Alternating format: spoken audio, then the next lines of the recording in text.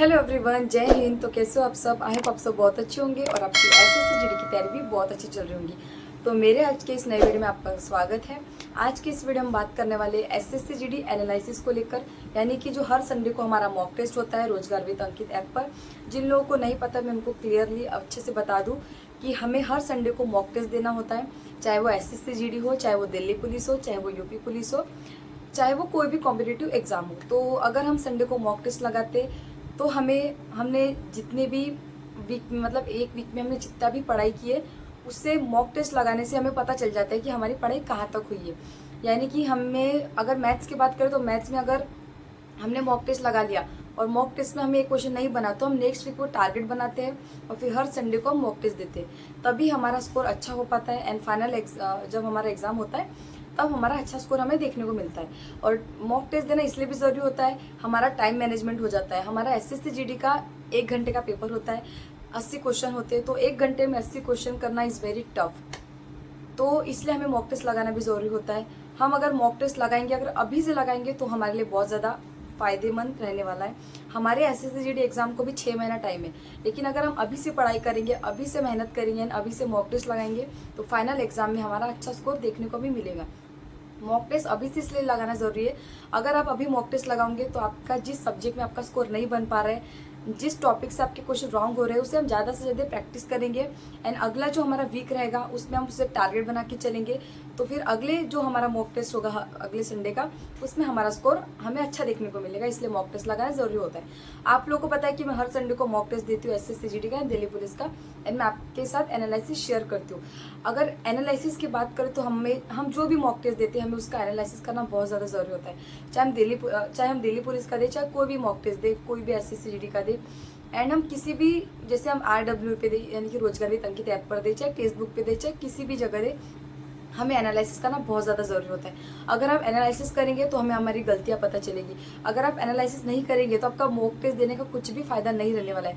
चाहे आप 100 मॉक लगाओ, चाहे आप 200 मॉक लगाओ, चाहे आप 1000 मॉक लगाओ, अगर आपने एनालिसिस नहीं किया तो आपके लिए मॉक टेस्ट देना मतलब कुछ भी वैल्यूएबल नहीं रहने वाला है। आप कहीं ना कहीं लॉस में जाओगे, आपको कुछ प्रॉफिट नहीं होने वाला है। तो आपको एनालाइज करना ज़रूरी है।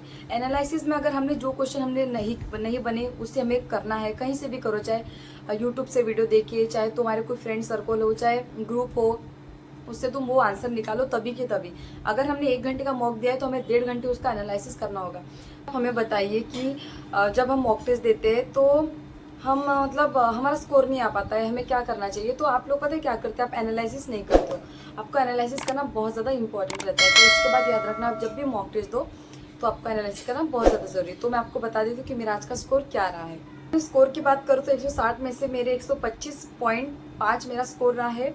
रैंक की बात करूँ तो अभी रैंक में आपको कुछ मतलब नहीं रैंक बताकर, क्योंकि अभी बहुत सारे स्टूडेंट्स अभी मॉक टेस्ट देने वाले हैं, तो अभी हम रैंक को अभी ये नहीं करेंगे, ठीक है। एंड परसेंटाइल की बात करें तो 19.15 मेरी परसेंटाइल रही। तो परसेंटेज बहुत ज़्यादा इंपॉर्टेंट रहती है कोई भी मॉक टेस्ट में, कोई भी हमारे एग्जामिनेशन में।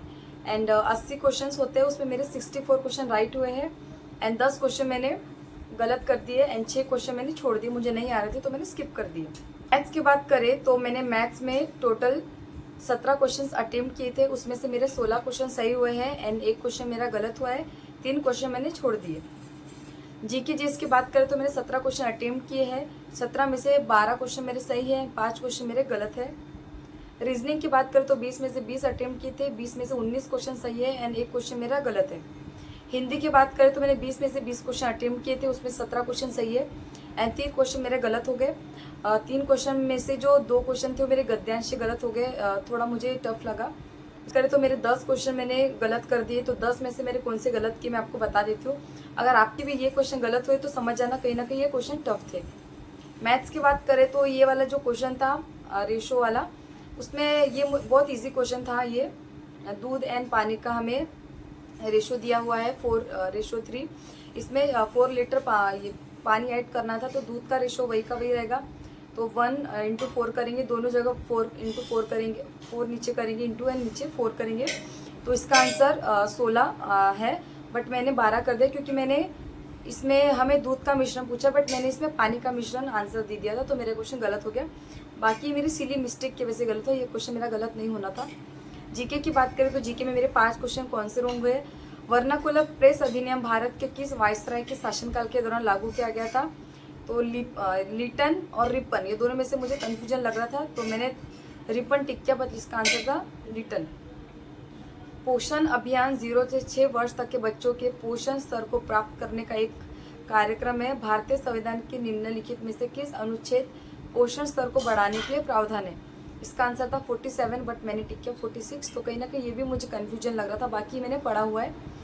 न्यायाधीशों को एक उच्च न्यायालय से दूसरा उच्च न्यायालय में स्थानांतरित करने का अधिकार किसके पास है? इसका आंसर था भारत के राष्ट्रपति, बट मैंने लगा दिया सर्वोच्च न्यायालय के वरिष्ठतम न्यायाधीश। किस अर्थव्यवस्था में मुद्रा का एक मुख्य कार्य है? इसका आंसर था विनिमय को सुगम बनाना, बट मैंने ब्याज दरों को विनियमित करना। ये क्वेश्चन मैंने तुक्का लगाया था, बट ये मेरा गलत हो गया।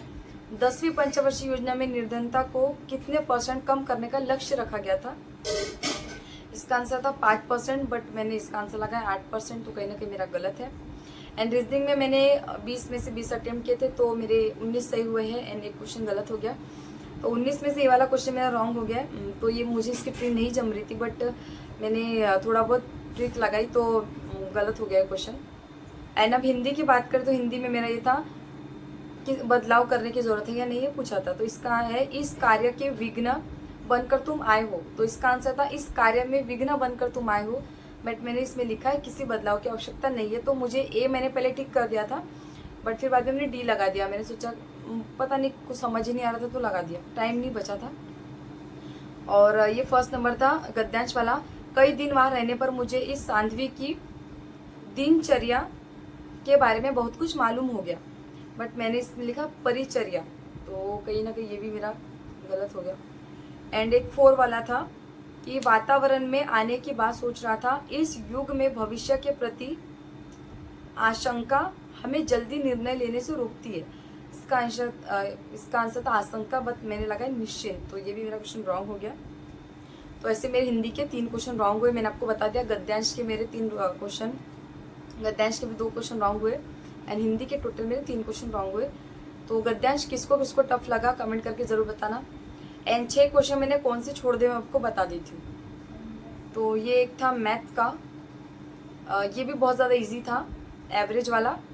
जब मैंने एनालिसिस किया, जब मैंने इसे सॉल्व किया, तो मेरा 1 मिनट में ही इसका आंसर आ गया।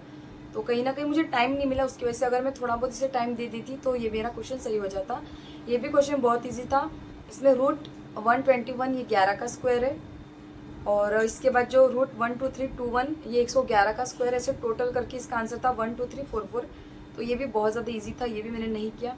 एंड ये जो टाइम एंड डिस्टेंस वाला था, तो ये मुझसे अगर मैं इसे टाइम दे भी दी तो शायद ये मुझे नहीं आता। तो इसमें ऐसे 19 क्वेश्चन ऐसे थे जो हम कर सकते थे। कहीं ना कहीं जो एक क्वेश्चन था वो नहीं जमा, बाकी हम 18 क्वेश्चन इसमें कर सकते थे। जीके की बात करें तो जीके में मंगल ग्रह अपने अक्ष पर एक चक्कर लगभग कितने समय में पूरा करता है? इसका आंसर था 1 दिन, ये मैंने छोड़ दिया था, मुझे नहीं आ रहा था। भारत सरकार ने हाल ही में किस तारीख को आधिकारिक रूप से आयुर्वेदिक दिवस घोषित किया है? इसका आंसर था 23 सितंबर। तो ये करंट अफेयर जैसा ही क्वेश्चन था, तो करंट अफेयर तो मैं पढ़ नहीं रही हूँ, बाकी ये कुछ लोगों को आता भी होगा। लचित बार फुकने पुलिस अकादमी का उद्घाटन केंद्रीय गृह मंत्री अमित शाह द्वारा किया गया। यह अकादमी किस राज्य में स्थित है? इसका आंसर था असम। तो ये मुझे नहीं आ रहा, मतलब पता ही नहीं था मुझे, तो मैंने कुछ ठीक नहीं किया। तो ऐसे मैंने मैथ्स के 3 क्वेश्चन छोड़ दिए एंड जीके के मैंने 3 क्वेश्चन, मतलब 6 क्वेश्चन छोड़ दिए। जीके के मैंने 3 क्वेश्चन छोड़े एंड मैथ्स के मैंने 3 क्वेश्चन, ऐसे टोटल मैंने 6 क्वेश्चन छोड़ दिए थे। तो मैंने आपको बता दिया मेरा आज का स्कोर क्या रहा है एंड कौन से क्वेश्चन मैंने छोड़ दिए हैं, क्वेश्चन नहीं बने मुझे। अगर मैं इस हफ्ते टारगेट बनाने का सोचूं तो मुझे मैथ्स के लिए टारगेट बनाना पड़ेगा, क्योंकि मैथ्स में मेरा स्कोर काफ़ी कम रह रहा है। दिल्ली पुलिस में भी मैं अच्छा स्कोर नहीं कर पा रही हूँ मैथ्स में। तो मैंने ये सोचा कि मैं मैथ्स को अब 2.5 घंटा दूँ, डेली 2.5 घंटा पढूँ, एक प्रैक्टिस लगाऊँ। दिल्ली पुलिस के जो प्रैक्टिस सेट आ रहे, दिल्ली पुलिस से हमारा जीडी भी कवर हो जाएगा। तो अगर आपको मैथ्स का करना है तो आप दिल्ली पुलिस के प्रैक्टिस सेट से कर सकते हो। तो मैं प्रैक्टिस सेट करूँगी, थोड़ा बहुत बुक से प्रैक्टिस करूँगी। ऐसे मैं 2.5 घंटे मैथ्स को दूंगी, क्योंकि मैथ्स में मुझे बहुत ज़्यादा प्रॉब्लम हो रही है। बाकी मेरा मैथ्स उतना भी ख़राब नहीं, मेरा मैथ अच्छा है, बस प्रैक्टिस अगर मैं अच्छा करूँगी तो मैं अच्छा कर लूँगी। तो अगर आपको मेरा वीडियो पसंद आया होगा तो लाइक शेयर कमेंट कर देना एंड जो भी मेरे चैनल पे नए जुड़े हैं वो सब्सक्राइब कर देना एंड आपका जो भी स्कोर रहा है वो कमेंट करके ज़रूर बताना। और आप लोग भी ऐसे ही मॉक टेस्ट दे देना, जिन लोगों ने नहीं दिया है वो भी मॉक टेस्ट देख के मुझे कमेंट करके बता देना।